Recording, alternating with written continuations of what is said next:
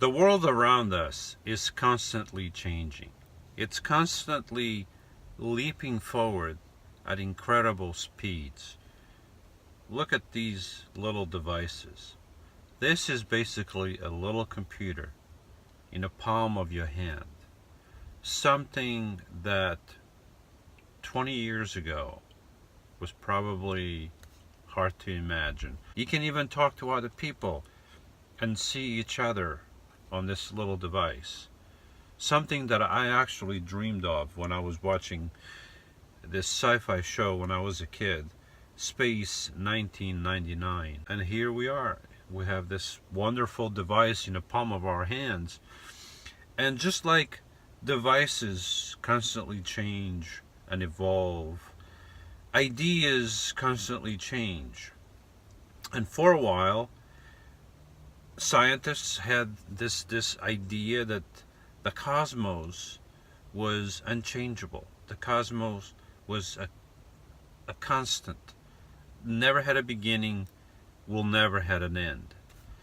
But evidence suggested otherwise. Evidence suggested that there had to be some kind of beginning, because the way the galaxies were moving away from each other, it suggested that there had to be at some point a beginning, and then that's what scientists settled upon. That finally, after going back and forth between different theories, they settle on a theory of the Big Bang, which was actually it was named Big Bang by someone that did not believe in the Big Bang theory, and he just named it that as poking fun of it, and then it stuck.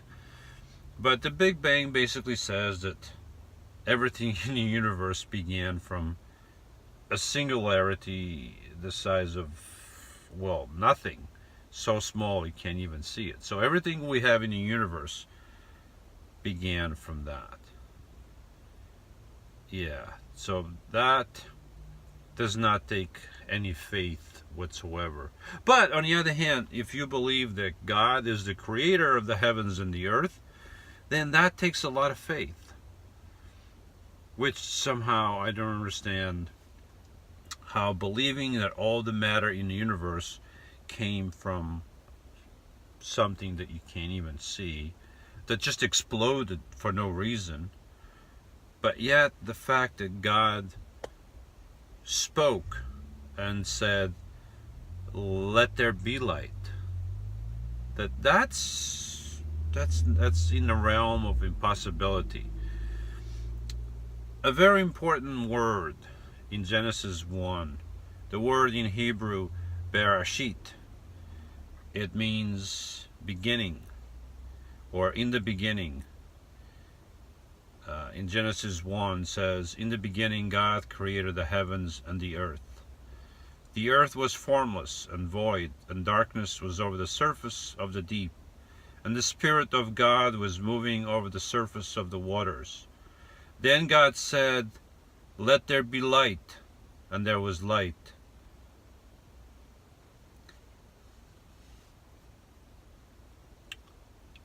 It seems like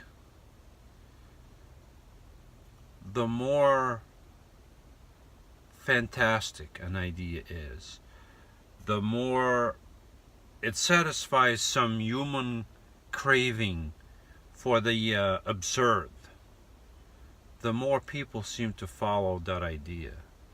The idea that the world and the universe began from a little nothing seems to be more plausible to people, some people anyway, than the fact that God spoke. God, who is outside the universe, outside of space and time, spoke, and the universe was created. Space and time was created. That, it seems to be quite impossible, to some people at least. But for many like me, it's much more plausible to believe that there's a creator who created everything that we see today, versus the fact that the universe happened to explode out of nothing into something by no reason whatsoever. Think about it. Which one is more plausible? That the universe happened to exist by itself? At some point it decided, oh, let me explode. Let me expand.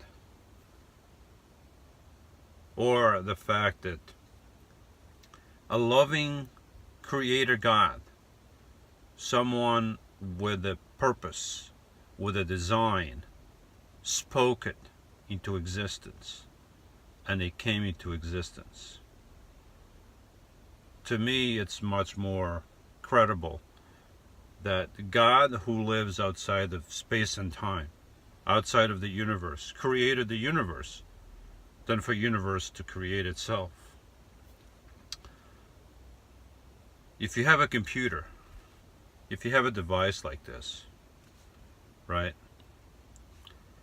The code, the software that makes this little device work, that code, that software, this device, okay, did not come about by itself. It had an engineer. It had a creator that lives outside of this device.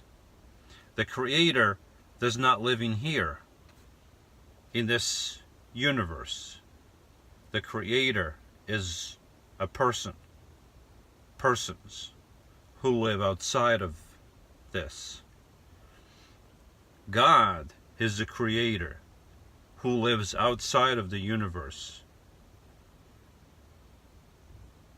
He's a creator that cares for us, because not only did he create the universe for us, he created us for the universe.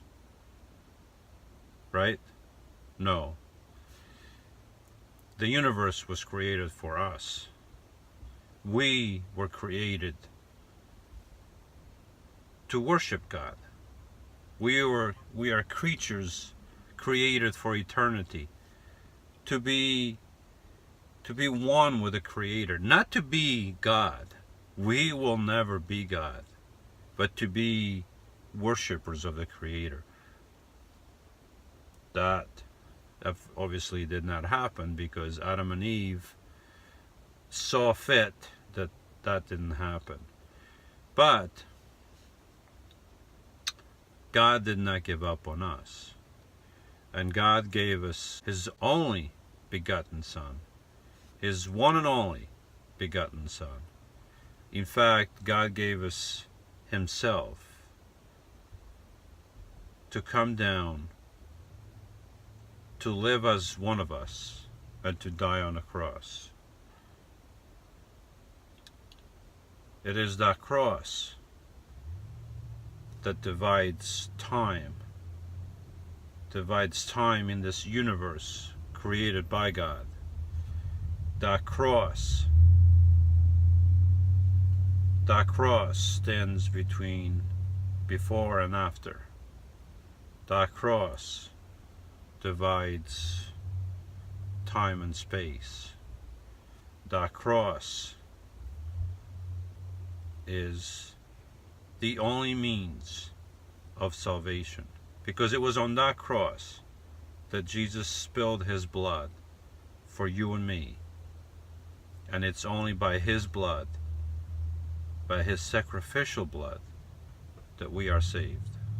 There was the true light which, coming into the world, enlightens every man. He was in the world, and the world was made through Him, and the world did not know Him. He came to His own, and those who were His own did not receive Him. But as many as received Him, to them He gave the right to become children of God, even to those who believe in His name, who were born not of blood, nor of the will of the flesh, nor of the will of man, but of God. And the Word became flesh, and dwelt among us, and we saw His glory, glory as of the only begotten from the Father, full of grace and truth. John 1, 9-14.